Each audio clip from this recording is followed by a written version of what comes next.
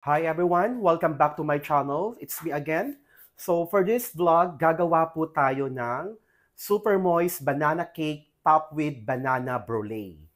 So ito yung mga ingredients na ating gagamitin for this recipe.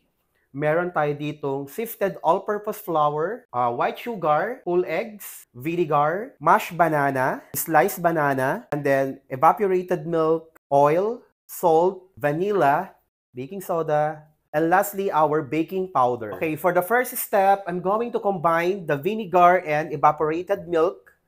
So, ang purpose natin dito para mag-coagulate yung ating milk. Magbuo-buo siya, coagulation, mag-form siya ng coagulation. Ang purpose po kasi ng vinegar is pang-pamoist po sa ating banana cake para parang maging buttermilk yung ating milk because sa Pilipinas, mahirap hanapin ang buttermilk. And then, let's sit in for a few minutes. Next, our banana brulee. This is 1 kilogram sliced banana. Hindi po siya overripe. Yung tamang hinog lang po. Spread natin yung ating sugar on top. And then, dahan-dahan na haluin para hindi madurog yung ating sliced banana. So, ang purpose dito para mag-water, ma-melt si sugar sa ating banana. Then, set aside din natin siya. Next, I'm going to combine the dry ingredients. So, I have here the all-purpose flour, white sugar, baking powder, and then baking soda, salt. So, ang banana cake na po is napakasimple. Using a wire whisk, makakagawa ka ng masarap na banana cake.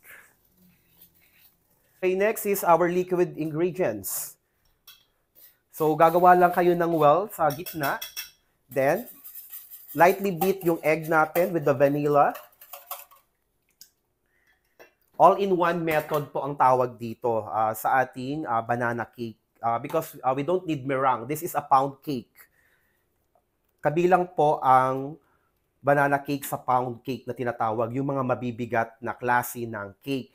And then, yung mashed banana ko, at another tip para maging mas moist, mas masarap ang inyong banana cake, mas malasa, mas mabango, use overripe banana, yung nangingitim na yung balat niya. And then, our evaporated milk with vinegar, lumapot siya. So, nag-coagulate siya.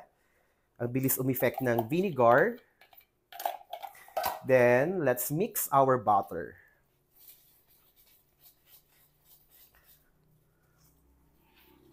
Make sure totally dissolve yung ating sugar. So, gagamit ako ng spatula to make sure totally dissolve yung sugar natin. So, pag nararamdaman nyo sa ilalim na may magaspang pa, fold nyo lang siya hanggang maging smooth yung butter. So, sa banana, it's up to you kapag puree, ipuree nyo siya. Pero gusto ko kasi merong banana talagang nakikita pag in-slice yung banana cake. So, mash lang yung ginawa ko dito. Okay, I think our banana cake batter is now ready. Smooth na yung texture. Set aside. Loaf yung gagawin natin. So, I have here 6x3 na loaf. Yung maliliit para affordable. Ma-afford ng ating client. And then, well greased with shortening or lard. Then, yung flour.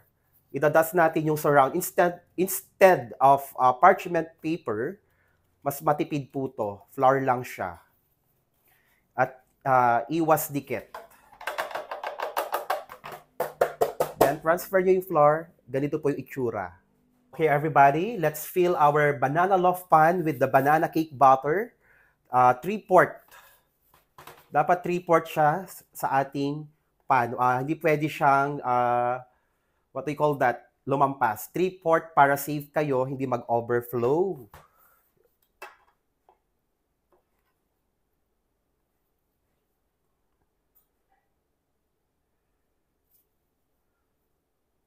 Okay.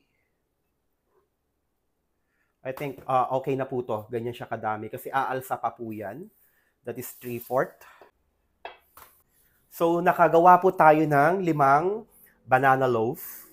And then after that, nakalagay na tayo sa pan, maglalagay na po ako ng sliced banana. Ito yung banana brulee. So isasabay na natin siya i-bake. O, di ba? Kakaiba. So you can make this also as banana muffin. Gusto ko punong-puno ng saging kasi pag umalsa to, kalat-kalat pa rin po yung brulee. So mura po kasi ang lakatan sa amin kasi may mga farmer na nagtatanim. So ang isang kilo, 25 ang lakatan. You can use Cavendish banana, yung green na saging, much better po yon pag meron pa pong ganong variety ng saging. So actually dito, hindi na nila tinatanim yung Cavendish, or we call it tumok in Ilocano, kasi mura daw po, walang value yung saging. Pero grabe kapag mamunga yung tumok na saging nun, grabe.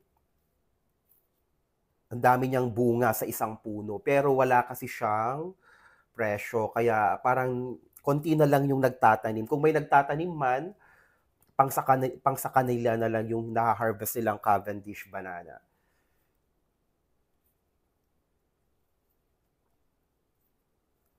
So generously, lahat ng sulok-sulok, lagyan mo ng banana para kapag natikman ni client yan, uulit at uulit sa iyong banana cake topped with banana brulee. And that's it. Okay, everybody, we're done. And preheat nyo po yung oven nyo at 350 degree Fahrenheit or 180 degrees Celsius.